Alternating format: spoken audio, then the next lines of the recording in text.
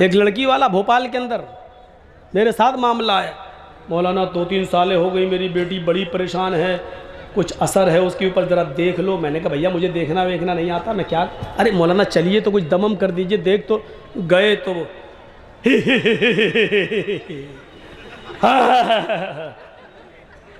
मैंने कहा यार ये तो बड़ी आंखें फाड़ रही है, कहीं कच्चा ना चबा जाए।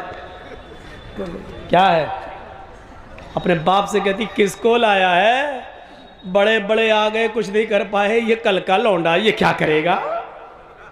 मैंने कहा यार ये तो अभी सुना रही है उल्टी सीधी। मैंने भी एक अंधेरे में तीर मारा, मालूम तो था नहीं लेकिन अंधेरे में तीर मारा। मैंने कहा यहाँ अपनी कमज़ोरी साबित मत करो।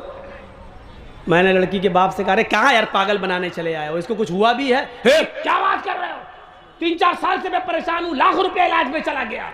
मैंने कहा ये तो बेवकूफ़ बना रही, इसको कुछ हुआ ही नहीं है। कहते क्या बात कर रहे हो? मैंने कहा सुनो, उसके कान में मैंने कहा लड़की के बाप से, तुम्हारी बेटी जिस लड़के से शादी करना चाहती है तुम्हें एतराज़ है। क्या बात कर रहे हो? मैंने कहा वो स्कूल में जाती थी, किसी लड़के से प्यार कर बैठी है। ये सब मैं ऐसे ही कह रहा हूँ, मुझे खुद नहीं मालूम, अंधेरे में तीर चला रहा हूँ मैं। मैंने कहा कि उस लड़की का प्यार हो गया और तुम्हें पता चल गया, तुम शादी नहीं होने दे रहे हो, इसलिए वो सब ड्रामा कर रही है, शायद मेरे बाप इस ड्रामे से तंग आ जाएं और हमारी शादी उसी के साथ कर दें। कि मौलाना ये बात तो सही है कि उसको किसी लड़के से प्यार हुआ है, लेकिन वो ऐसा क्यों करेगी? अब हमें कड़ी मिल गई, कड़ी ये मिल गई कि बाप ने इस बात को कबूल कर लिया कि हाँ किसी लड़के से प्यार हुआ है। मैंने कहा ये प्यार का मैटर है। मैंने कहा चलो जर्जीस दिल में सोचा इसका इलाज करके देखो, बस एक अंधेरे में तीर। मैंने कहा अच्छा ठीक है, एक काम करो 1 किलो सरसों का तेल लाओ। वो लोग ले आए जल्दी से। मैंने उन्हीं के सामने कहा स्टोव जलाओ, स्टोव जला दिया। मैंने कहा कि इस तेल को कढ़ाई में गरम करो। वो गरम होने लगा, उबलने लगा, खोलने लगा। जब लड़की देख रही है हंसे, जब खूब खोल गया, उबल गया, तो मैंने लड़की के बाप से और उसके भाई से कहा कि दोनों भाई मिलकर इसके दोनों हाथ पकड़ लो, और लड़की के बाप से कहा कि तुम इसका सर मजबूती से पकड़ लो। बोले क्या करोगे? मैंने कहा मैं बताता हूँ। मैंने कटोरी में ऐसे तेल लिया और मैंने आगे बढ़ा, खोलता हुआ तेल।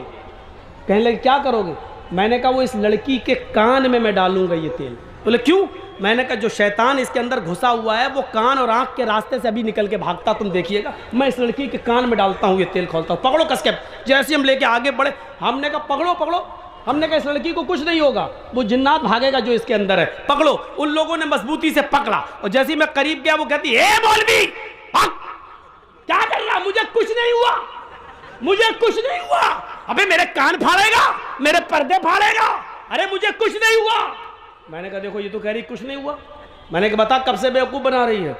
अपने आप सब कह। मैंने जल्दी बता नहीं तो अभी 3 साल से। क्यों?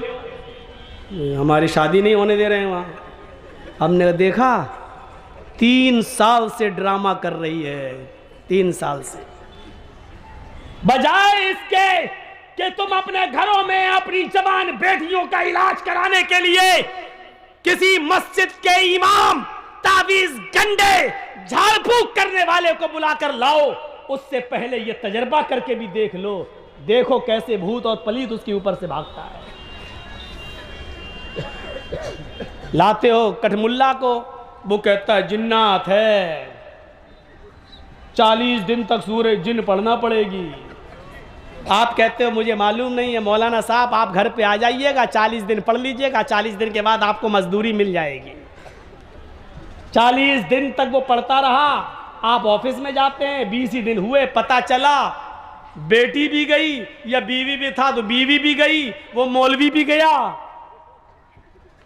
और बेटी या बीवी तिजोरी का ताला तोड़ के पैसा और सोना जेवर भी लेके भाग गई। दरवाज़ा किसने खोला? अपनी बेटी के पास बैठाकर सूरह जिन पढ़ने का दरवाज़ा कौन खोला? मौलवी था, कोई फरिश्ता तो था नहीं। क्यों? वो बहक नहीं सकता था? क्यों नहीं बहक सकता है? इंसानी तो है। दरवाजे तो तुम खोलते हो, दरवाजे तो हम खोलते हैं मौलवियों को घर में आना बेटियों के पास बिठाना, ट्यूशन पढ़वाना, जवान बच्चियों के साथ बिठा देना है। कब से वो वाकया नहीं सुना होगा आपने। ट्यूशन पढ़ाता था एक मौलवी बेचारा, 45 साल का 50 साल का, पढ़ाता था कुरान किसको, 18-20 साल की लड़की को, और धीरे धीरे वो लड़की खूबसूरत थी, मौलवी के दिल में आ गई। अच्छा हुआ, तो सही से सेटिंग ही नहीं बनाई जाती। 45-50 साल का मौलवी 18 साल की लड़की पर फिदा हो गया। अब वो डायरेक्ट कैसे कहते कि मौलाना बेटी बेटी बेटी कह के पढ़ाता था, कैसे कहते कि हमें तुमसे प्यार है।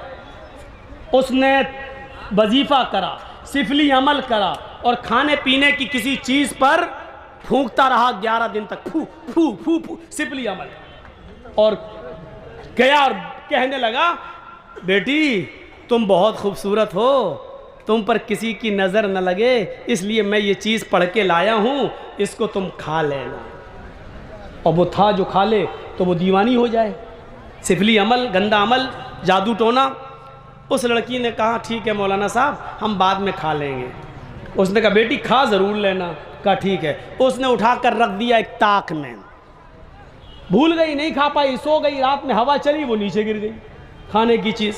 सुबह उठी, उस लड़की ने झाड़ू दी, वो खाने की चीज़ भी कूड़े के साथ बाहर चली गई। और बाहर चली गई तो उसको खा गई एक कुतिया। बजाय लड़की के वो खा गई कुतिया।